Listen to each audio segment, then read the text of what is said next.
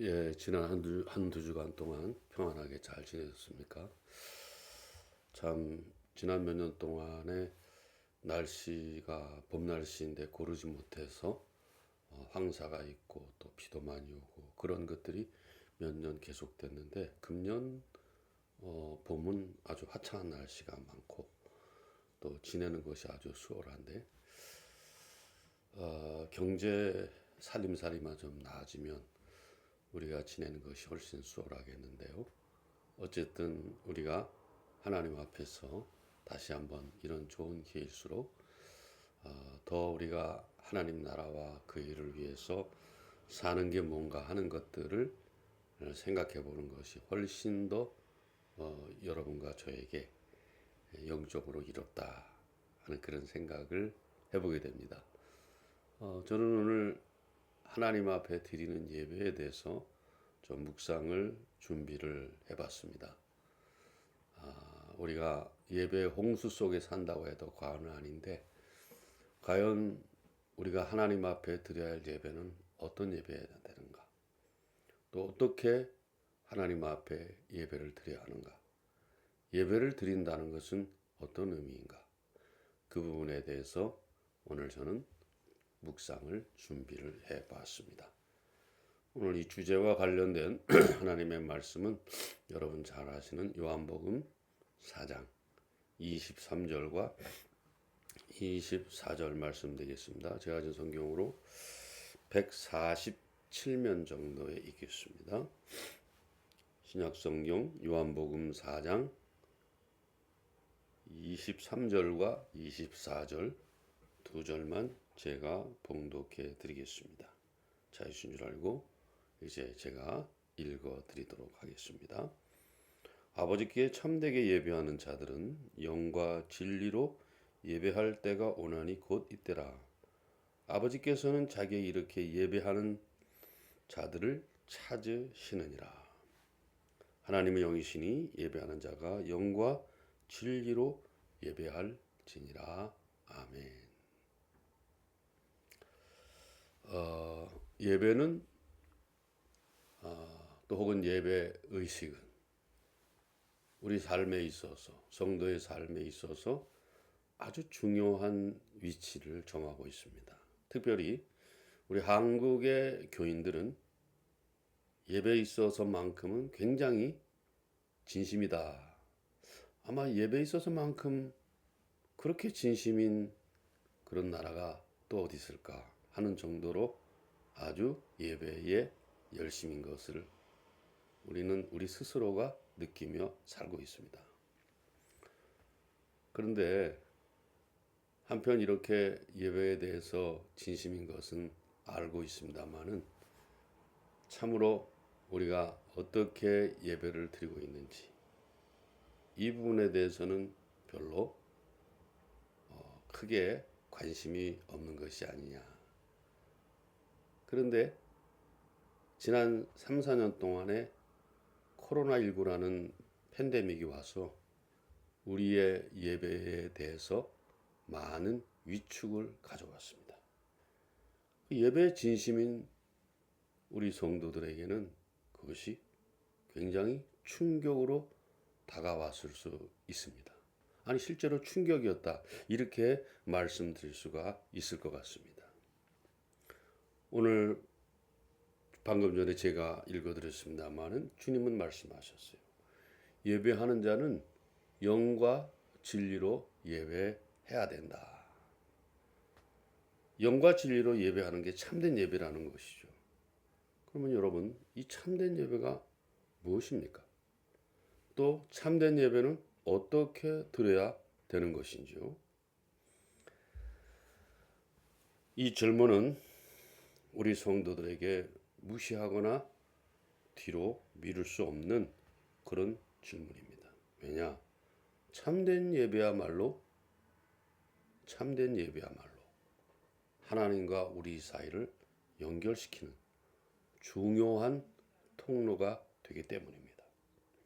오늘 본문 말씀 23절에도 있지만 이렇게 신령과 진리로 예배 드리는 자를 찾겠다 그랬습니다. 찾겠다. 그 말은 무슨 말이냐? 그런 사람들의 예배를 하나님께서 받아 주시겠다는 것이죠. 자, 여러분, 우리가 창세기서부터 보면은 하나님은 어떤 장소에 박혀서 계시는 분은 아니셨어요. 그걸 뭐라 할까요? 무소부재하신 하나님이셨다. 족장 시대 때는 족장들이 움직이는 그런 장소마다 항상 함께 하셨습니다. 또 우리가 아는 것처럼 출애굽을 해서 가나안 땅에 들어갈 때, 광야를 지나 가나안 땅에 들어갔을 때는 또 그 모세나 또 여호수아나 이런 사람들을 통해서 항상 움직이시면서 함께 하시는 그런 하나님이셨다 하는 것을 우리가 알 수가 있습니다. 그러나 정작 이스라엘 백성들이 가나안 땅에 정착을 하면서 그리고 한 왕정 국가를 이루면서 그리고 오히려 또 성전을 건축하고 그곳에서 예배를 드리면서 오히려 예배는 조직화되고 제도화되고 관료화되기 시작했습니다. 그래서 유대 종교 지도자들은 한 곳에 매여 있는 분이 아니신 그 하나님을 마치 매여 있을 수 있게 하는 그런 하나님이신 것처럼 예루살렘 성전에다만 가두고 그것을 독점하려고 했던 것을 우리가 기억할 수 있습니다. 그러나 우리가 잘 아시는 것처럼 하나님은 그런 인간이 독점하면서 인간이 하나님을 예루살렘 성전, 어떤 성전에 가두는 것을 제일 싫어하셨다 그랬어요. 그 얘기가 그에 대한 표현이 나오지 않습니까? 나는 제사 싫다. 제사보다는 순종이 훨씬 더 좋다. 그 말의 의미가 아주 심상치 않다는 것을 우리는 깨달아야 됩니다. 이미 구약시대 때부터 성전에 모셔진 그 예수를 어떤 유대 종교 지도자들이 종교 기득권을 통해서 거기서 온갖 이권을 취하고 또 그것을 통해서 자기들이 명예를 높이고 권세를 높이고 많은 재화를 획득하는 것들, 이런 것들에 대해서는 하나님께서 진절머리가 난다 이렇게 표현하셨어요. 다 그거 없애다. 다 필요 없다. 나는 그런 거 좋아하지 않는다. 이렇게 얘기하셨던 것들을 우리는 사실은 잘 기억하고 있어야 됩니다. 그런데도 우리는 습관에 젖어 매일매일 주일에만 드리는 예배에 몰두하고 있는 우리 자신의 모습을 발견하면서 안타깝다. 이런 생각을 우리가 가질 수 있어야만 된다는 사실입니다. 성전과 또 왕정시대 국가에 갇힌 그런 형식적인 제사 제도에 대해서, 예배에 대해서 하나님도 거부하셨을 뿐만 아니고요. 그렇게 성전에 가둬두고 성전에만 주님이 있다고 그랬는데 훗날에 바벨론과 아수르에서 멸망당했을 때 성전에만 계시던 그 하나님이 그 현상 그대로 말하자면 바벨론과 아수르가 이방 세력이 침공함으로 말미암아 다 부서졌어요. 그래서 그 성전에서 하나님이 쫓겨나는 그런 모양새가 되고 말았다라는 것입니다. 인간이 저지른 실수가 이렇게 무섭다는 사실을 우리가 알아야 되겠습니다. 근데 유감스럽게도 구약에 있었던 그런 제사의 전통, 그런 의식의 전통은 계속해서 신약까지 왔었어요. 그래서 어떤 일이 벌어졌습니까? 자, 예수님도 이와 똑같은 맥락의 말씀을 하셨어요. 너희가 이 성전을 다 헐어라. 내가 3일 만에 세우겠다 그랬습니다. 그건 뭘 말합니까? 보이는 예배당에 갇혀진 그런 하나님, 인간이 가두어 놓은 하나님, 그리고 그 하나님을 예배하는 그것에 대해서 하나님은 전혀 기뻐하지 않는다는 것이에요. 그 예배를 전혀 받으시지 않는다는 거예요. 왜? 그렇게 하면 당신이 만홀히 여김을 받으시기 때문에 그런 예배에 대해서 전혀 반갑지도 않고 기쁘지도 않고 원하지도 않고 리젝트 해버리겠다. 거부해 버리겠다 이렇게 말씀하고 있는 것이 이 의미가 작지 않습니다. 오늘 본문 말씀에도 사마리아 여인도 그런 습관과 그런 전통 그런 관습에 젖어 있어서 예수님을 만나자 그 마음속에 있던 궁금함을 표출하기 시작했습니다. 예수님, 우리가 예배를 드려야 될 때 예루살렘에서 드려야 됩니까? 아니면 사마리아에서 드려야 됩니까? 그랬더니 예수님께서 야, 너희들이 속해 있는 이 그리신산도 말고 예루살렘으로도 말고 너희들이 진정으로 예배할 때가 오나니 그때는 바로 이때라 그랬습니다. 그러면서 예배하는 자는 영과 진리로 하나님께 예배 드려야 된다. 이렇게 강조를 하셨던 것이죠. 예수님의 이 말씀 속에서 우리는 예배의 장소가 어느 한 장소에 국한되어 있지 않다는 것을, 예배의 의식이 어느 한 장소에 국한되어 있지 않다는 것을 우리는 빨리 알아차려야 됩니다. 이런 의미에서 오늘날처럼 이와 같이 주일날 드리는 그 세레모니, 의식 예배에 지나치게 집착을 하고 거기에 몰두하는 것은 무슨 문제가 좀 있다는 거 아니, 어떻게 보면 심각하다고 할 수 있습니다. 옛날 성전 제사 제도의 그 나쁜 관습들을 그대로 지금 우리가 이어오고 있는 것은 아닌가 그런 생각을 하게 되는 것이죠. 스스로에게 경종을 울리지 않을 수가 없다는 것입니다. 모이는 교회만 몰두하게 되면 거기 모이는 교회나 거기 모이는 교육자들은 영적 바벨탑을 자신도 모르게 쌓아지게 되고 나중에는 그걸 즐기게 되고 나중에는 그걸 통해서 자기 자신들의 이익을 쟁취하려는 그런 욕망들이 이글이글 타오르기 시작한다는 것을 우리가 오늘날 대형교회에서 얼마든지 확인할 수가 있어요. 그래서 여러분, 크고 많고 높은 거 위험하다고 제가 누누이 말씀드리지 않습니까? 우리가 어디서부터 시작해야 될까? 우리의 예배를 어떻게 하나님 앞에 제대로 드려야 될까? 거기서부터 알아야 돼요. 그래서 오늘날 우리가 한 가지 알아야 될 것은 모이는 교회와 흩어지는 교회가 균형 있게 항상 존재해야 된다는 그런 사실입니다. 너무 우리가 오늘 대한민국에서 아마 8, 90%는 이 모이는 예배에 몰두해 있다는 거예요. 집중되어 있습니다. 이게 너무 안 좋은 것입니다. 여기에다 생명을 걸고 있어요. 그거는 허례허식이고 의식일 경우가 많습니다. 외식일 경우가 많아요. 자기들의 본질, 삶의 본질은 하나도 까발리지 않고 다 감춘 채 주일날 드리는 세레모니만 잘 드리면 끝난다는 것, 이게 바로 사탄이 들이운 유혹의 그림자인 것이요. 여러분, 일주일이 7일이면 7분의 6은 감추고 7분의 1만 슬쩍 그냥 한번 드려보는 척 하겠다는 건데 그걸 하나님이 좋아하실 리가 있겠어요? 안 되는 거예요, 여러분. 그래서 24절에 보니까 예배하는 자는 신령과 진리로 예배해야 된다. 제가 사실 목회자지만은 이 구절은 지금도 아리송해. 지금도 아리송한 구절이에요. 이거 제대로 해석하는 사람 몇 명이나 될까?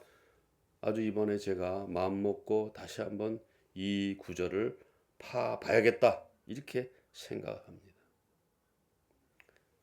어찌 보면 예배자에게 아닌 성도에게 이 구절만큼 얼마나 중요한 구절이, 또 중요한 구절이 어디 있겠습니까? 예배한 자는 영과 진리로 하나님 앞에 예배드려야 되고 그러한 예배를 드리는 자를 하나님께서는 찾으신다 그랬어요. 제발 그렇게 예배를 드려라. 나는 그런 자를 찾아서 그가 드리는 예배를 내가 받겠다는 그 소리하고 다른 소리가 아니지 않습니까? 그런데 최근에 우리 국내에 번역된 성경 그 번역본을 보니 이렇게 이 구절이 번역되어 있는 걸 봤어요. 우리는 지금 영과 진리로 예배를 드려야 된다 이렇게 나와 있는데 그 번역본에는 성령의 인도하심을 따라 진리로 예배를 드려야 된다 이렇게 번역이 되어 있는 걸 보고 제가 땅 소리가 났어요. 아, 요거 정말 정확한 번역이구나 하는 것을 제가 느끼게 되었다는 것입니다. 그러면 성령의 인도하심을 받는 예배라는 게 어떤 예배를 말하는 겁니까? 아니, 어떻게 하면 성령의 인도하심을 받을 수 있는 그런 예배가 될 수 있을까요? 1시간짜리 세레머니 예배를 드린다고 여러분과 제가 성령의 인도하심 받을 수 있습니까? 교회 나와서 1시간 앉아 있는데 뭐 어떤 사람은 집중해 드리는 사람도 있겠지만 어떤 사람은 온갖 세상에 잡된 생각들로 내가 이 1시간만 예배 드리면 세상에 나가서 내가 또 얻을 이 땅에 아주 땅에 기름진 축복을 내가 받아 누려야겠다 이런 생각 가지고 나와 있다. 이게 성령의 인도하심을 받는 거다고 뭔 상관이 있겠어요? 1시간의 예배를 우리가 드리게 되는데 대충 그 예배를 통해서 성령의 인도하심을 받는다는 기준이 뭐가 되겠습니까? 여러분? 생각해 보셨습니까? 이 기준을 정하는 것이 쉽지 않다는 것을 우리는 금방 느낄 수가 있다는 것입니다. 제가 이 말씀을 깊이 묵상하면서 이것은 어떤 상황보다는 사람의 상태이구나. 성령의 인도하심을 따라 진리로 예배를 드린다는 것은 어떤 상황이 아니에요. 1시간짜리 예배를 드리는 상황이 아니고 그 1시간짜리 예배를 드리기는 하지만 그때의 그 예배를 드리기까지 인간의 상황이 어떠하였는가? 이게 저는 더 중요하다고 생각을 해보게 됩니다. 이 예배를 드리기 전까지 어떻게 그 사람이 그 성도가 그 교인이 삶을 살아왔는가 하는 것은 굉장히 중요한 것이라고 생각해요. 다시 돌아가 봅니다. 성령의 인도하심을 따라 진리로 예배를 드려라. 여러분 성령은 어떤 영이죠? 진리의 영입니다. 성령께서는 진리의 영이기 때문에 성령을 따라 살려고 하는 자들에게는 항상 주님께서 말씀이 생각나게 인도하시오. 말씀이 생각나요. 월요일부터 월, 화, 수, 목, 금, 토일까지 생활하면서 하나님의 말씀을 가까이 하고 하나님의 말씀을 순종하기를 원하는 사람들에게는 성령의 인도하심이 강력하게 임해가지고 그가 또 전에 생각하지 못했던 하나님의 말씀들을 계속해서 생각나게 해서 그 말씀대로 살 수 있도록 하나님께서 인도하신다는 사실입니다. 그렇게 살아왔다면 주일날 와서 드리는 이 1시간의 세레모니에 우리가 충분히 예배드릴 준비가 되어 있다고 할 수 있을 것이에요. 우리는 여기서 다시 한번 예배의 의미를 되새겨볼 필요가 있다는 것입니다. 예배 자체를 이 1시간 만에 세레모니를 통해서 드려야 되겠다. 또 그렇게 설명해야 되겠다. 이건 너무 짧은 거예요. 그래서 아주 잘못된 예배 그 인도자들이 특별히 그 제대로 알지도 못하는 목사들이 무슨 말합니까? 예배 1시간에 승부를 걸어야 된다. 여기에 승부를 걸어야 된다. 여러분 웃기는 얘기 아닙니까? 그 웃기는 얘기예요. 이런 사람들은 하나님께서 찾으시는 예배자가 아니에요. 네. 이 사람은 항상 수단으로 삼는 사람. 하나님을 수단으로 삼고 신앙을 수단으로 삼고 믿음을 수단으로 삼는 사람들의 모임이라고 밖에는 달리 표현할 수가 없다는 것입니다. 그러면 우리가 예배의 의미가 뭐예요? 예배의 의미는 하나님의 가치를 인정해 드리는 거 아니에요? 우리가 하나님이 나의 가치가 된다는 나에게 내가 하나님께 가치를 드린다는 게 뭡니까? 하나님이 나의 구원자고 그렇죠? 하나님 나의 구원자. 하나님이 나의 주인이라는 거예요. 응? 그게 뭐 1시간 예배 드린다고 그게 이루어지겠어요? 한 주간의 삶에서 월요일부터 토요일까지 살면서 예수는 나의 주와 그리스도가 되십니다. 나의 삶의 주인이 되시고 나의 삶의 구원자가 되십니다. 라고 고백하면서 매 순간 살아가는 자들은 그에게 진짜 예배를 드리는 자들이에요. 삶으로 예배를 드리는 자들. 그래서 한 주간의 삶이 곧 예배가 되어서 하나님 앞에 예배 드렸을 때 그런 성도에 대해서는 하나님께서 어서 오라 어서 오라.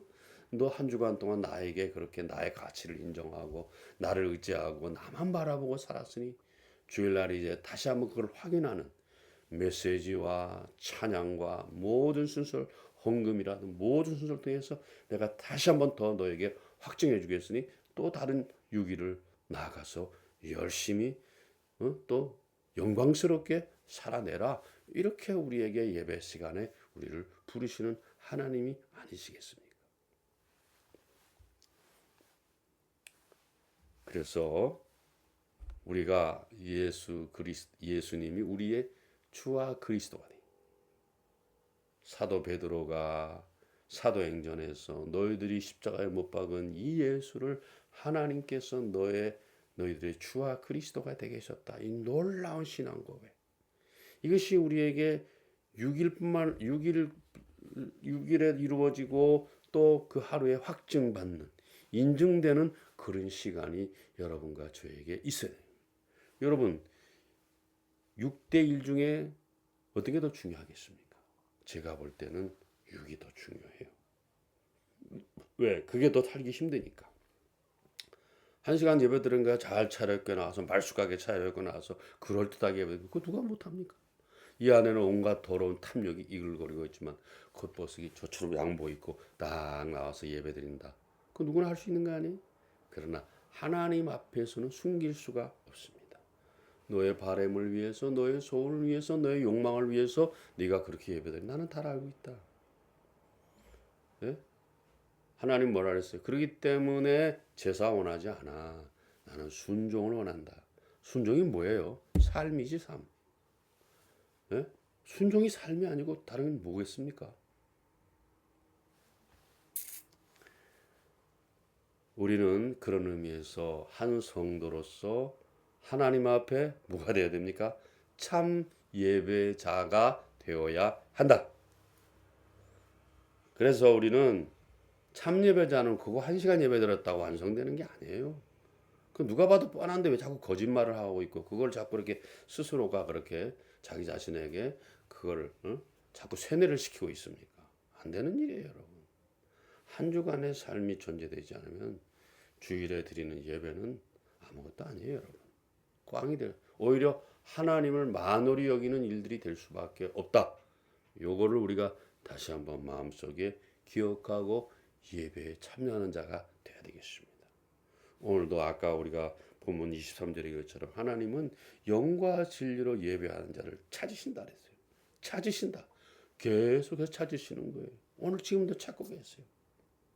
영과 진리로 한 주간 동안에 하나님의 가치를 인정해야 되는 그분이 그 성도가 주일날 1시간의 세레모니에 나와서 예배를 드릴 때 하나님께서는 그것을 받으시면서 우리를 통해서 영광 받으시고 우리에게는 큰 은혜와 사랑과 당신의 인도하심으로 함께 하시는 그런 하나님이시라는 거예요. 여러분 예배의 주인공은 내가 아닙니다. 내가 설교 잘했다고 내가 예배 요즘 보면은 목사부터라도 그런 착각에 빠질 때가 많아. 나 이렇게 청중도 없이 이렇게 유튜브를 찍으니까 이제 그런 유혹은 없어요.